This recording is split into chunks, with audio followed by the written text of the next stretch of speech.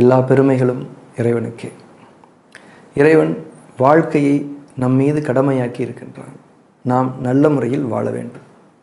நம்முடைய வாழ்க்கையில் நாம் எப்படி நல்ல முறைகளில் நடந்து கொள்ள வேண்டும் என்ற வழிகாட்டல்களையும், எப்படி வாழக்கூடாது என்ற அறிவுறுத்தல்களையும் ஒவ்வொரு மனிதனின் உள்ளத்திலும் இறைவன் உணர்வாக அறிவித்து கொண்டே இருக்கின்றான்.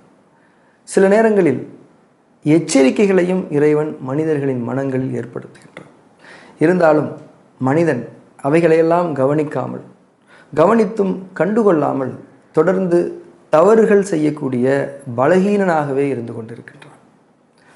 அவனுடைய அறிவும் பெருமையும் அறியாமையும் உலக வாழ்வின் மீதான கண்மூடித்தனமான பிணைப்பும் அவனை இறை வழிகளிலிருந்து தவறச் செய்கின்றது. அந்த தவறுகளின் விளைவுகளே மனிதனுக்கு ஏற்படக்கூடிய நோய்களும் துன்பங்களும் வறுமையுமாகும். இந்த நோய்களும் துன்பங்களும் வறுமையும் இறைவனுடைய தண்டனைகள் அல்ல, அவைகள் நமக்கான இறைவனுடைய மன்னிப்பும் மறுவாய்ப்பும் ஆகும். மனிதர்களின் ஒவ்வொரு நோயும் சுகமாகின்றது தானே. நம்முடைய துன்பங்களும் சோதனைகளும் மாறி நாம் இன்றைக்கு சுகம் பெற்றிருக்கின்றோம் தானே. ஆக இறைவன் நம்மை மன்னிக்கின்றான், மன்னித்து கொண்டிருக்கின்றான்.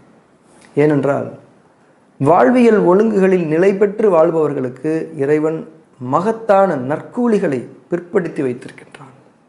அந்த அழகான நன்மைகளை நாம் தவற விட்டுவிடக்கூடாது என்று இறைவன் நாடுகின்றான். எனவே அவன் தவறியவர்களை மன்னித்து மறுவாய்ப்பளிக்கின்றான். மன்னிப்பது என்றால் அப்படியே மன்னிக்கலாமே, ஏன் நோய்களும் துன்பங்களும் வறுமையும் வர வேண்டும் என்று நம்மில் கேள்விகள் எழலாம். ஒன்றை நாம் புரிந்து கொள்ள வேண்டும். எதனால் நாம் தவறினோமோ அது நீங்கினால்தானே தவறுகள் சரி செய்யப்பட முடியும். அது பெருமையை தவிர வேறு ஒன்றுமில்லை. பெருமையால் தான் நாம் தவறினோம், இறை வழியிலிருந்து பெருமையால் தான் நாம் தவறினோம் என்பதை நாம் உணர்ந்து கொள்ள வேண்டும், ஏற்றுக்கொள்ள வேண்டும். நோய்களின் போதும் சோதனைகளின் போதும் தான் நாம் நம்முடைய பெருமைகளிலிருந்து இறங்கி இறைவன் பக்கம் திரும்புகின்றோம். இறை வழிகாட்டல்களை செவியேற்க தவறிவிட்டோம் என்று மனதார உணர்ந்து இனிமேல் தவறாமல் இருக்க எனக்கு உதவி செய்வாயாக இறைவனே என்று பணிந்து அவனிடம் திரும்புகின்றோம். எப்போது? நோய்களின் போதும் சோதனைகளின் போதும்.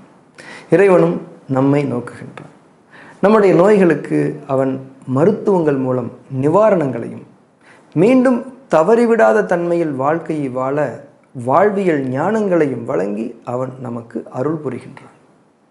ஆக மருத்துவம் தேவைப்படக்கூடிய மனிதர்களாக நாம் இப்போது இருந்து கொண்டிருக்கின்றோம் எனில் நாம் இறைவனால் மன்னிக்கப்பட்டு மறு வாய்ப்பை பெற்றவர்களாக இருக்கின்றோம் என்பதை உணர்ந்து கொண்டு உள்ளச்சத்தோடும் ஒழுங்கோடும் நமக்கான மருத்துவங்களை நாம் மேற்கொள்ள வேண்டும். மேலும் முக்கியமாக அந்த மருத்துவரால் வழங்கப்படக்கூடிய வாழ்வியல் ஞானங்களை, அதாவது நாம் கடைபிடிக்க வேண்டிய வாழ்வியல் வழிமுறைகளை நாம் கவனமாக உள்வாங்கிக் கொண்டு உறுதியாக செயல்படுத்த வேண்டும். அதற்கு மனதில் உறுதி கொள்ள வேண்டும். இன்றைக்கு நம்முடைய சமூகத்தில் எத்தனையோ மருத்துவ முறைகள் இருக்கின்றன. அதில் எந்த மருத்துவத்தை நாம் தேர்ந்தெடுக்க வேண்டும் என்பது ஒரு மிக முக்கியமான கேள்வி. எது நல்ல மருத்துவம்? மருத்துவம் என்பதை அது மனிதர்களுக்கான இறைவனுடைய மன்னிப்பு மற்றும் மறுவாய்ப்பு என்று உணர்ந்த மருத்துவ முறைகளே நல்ல மருத்துவமாகும். பொதுவாகவே ஒரு நல்ல மருத்துவம் என்பது எப்படிப்பட்டதாக இருக்க வேண்டும்? வாழ்வியல் அம்சங்களிலிருந்து தவறி, அதாவது வாழ்வியல் ஒழுங்குகளிலிருந்து தவறி நோயின் வேதனையில் சிக்கி இருக்கக்கூடிய மனிதரை முதலில் அவருடைய வலி வேதனையிலிருந்து மீட்க வேண்டும், நிவாரணம் தர வேண்டும்.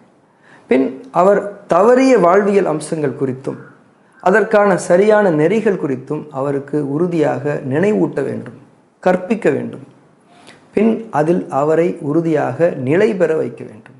அதாவது மீண்டும் அவர் மருத்துவம் தேவைப்படக்கூடிய ஒரு மனிதராக ஆகிவிடாமல் அவரை நாம் ஆக்க வேண்டும், அதாவது மருத்துவர்கள் ஆக்க வேண்டும். அதனை செய்யக்கூடிய மருத்துவமே நல்ல மருத்துவம் என்பது என்னுடைய கருத்து. அந்த வகையிலே இந்திய மரபுவழி அக்குபங்க்சர் மருத்துவம் என்பது ஒரு நல்ல மருத்துவம் என்பதில் நான் உறுதி கொண்டிருக்கின்றேன்.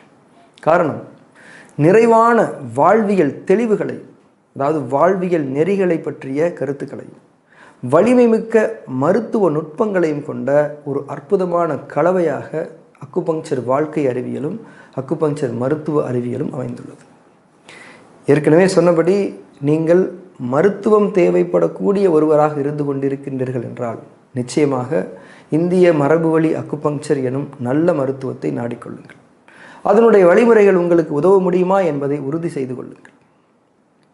நோய்களும் மருந்துகளும் பக்க விளைவுகளும் அறுவை சிகிச்சைகளும் உறுப்பு நீக்கங்களும் நோய்களை பற்றிய பயமும் அந்த பயத்தின் விளைவால் அச்சமும் குழப்பமும் இன்னும் இதுவே ஒரு சுழற்சியாகவும் இன்றைக்கு மனிதர்களுக்கு நிகழ்ந்து கொண்டிருப்பதை நாம் பார்த்து கொண்டுதானே இருக்கின்றோம். இது நமக்கு வேண்டாம், யாருக்குமே இது வேண்டாம். இந்த கெட்ட சுழற்சியில் நாம் சிக்கியிருந்தாலும் இறைவனுடைய அருளை கொண்டு மன்னிப்பை கொண்டு மீட்சி உண்டு என்பதை நம்பிக்கை கொள்வோம். அந்த நம்பிக்கையில் உறுதியாக நிலைத்திருப்போம். அக்குபங்க்சர் எனும் நல்ல மருத்துவம் நமக்கு ஆகுமாக வேண்டும் என்ற பிரார்த்தனையை நம்முடைய மனதில் கொள்வோம். அக்குபங்க்சர் மருத்துவத்தின் மூலம் சுகமான முறையில் நோய் நிவாரணங்களை பெற்றுக்கொள்வதோடு மனித வாழ்வியல் குறித்த உறுதியான தெளிவுகளை பெற்று அதில் உங்களை உறுதிப்படுத்தி மருத்துவமே தேவைப்படாத ஒரு மகத்துவமிக்க வாழ்வை வாழ நீங்கள் உறுதியாக விரும்புகின்றீர்களா? அப்படியெனில் அக்குபங்க்சர் வாழ்க்கை அறிவியலையும் அதன் மருத்துவ நுட்பங்கள் மற்றும் பல்வேறு நோய்களுக்கான அதனுடைய மருத்துவ அணுகுமுறைகளையும் நீங்கள் கற்றுக்கொள்ள முடிவெடுங்கள். இது உங்கள் வாழ்க்கையில் நீங்கள் மேற்கொள்ளக்கூடிய மிக முக்கியமான முடிவாக அமையட்டும். உங்களுக்காக மட்டுமல்லாமல் உங்கள் குடும்பத்திற்காகவும் உங்கள் சந்ததிகளுக்காகவும் அந்த முடிவை நீங்கள் மேற்கொள்ளுங்கள். உங்களுக்கு நீங்களே அக்குபங்க்சர் மருத்துவராக ஆகிவிடுங்கள். மிக உயர்வான ஒரு பாதுகாப்பு அரணில் நீங்கள் உங்கள் குடும்பத்துடன் புகுந்து விடுங்கள், நுழைந்து விடுங்கள். இறைவனுடைய நாட்டத்தை கொண்டு நன்மைகள் நடக்கட்டும். எல்லா பெருமைகளும் இறைவனுக்கே.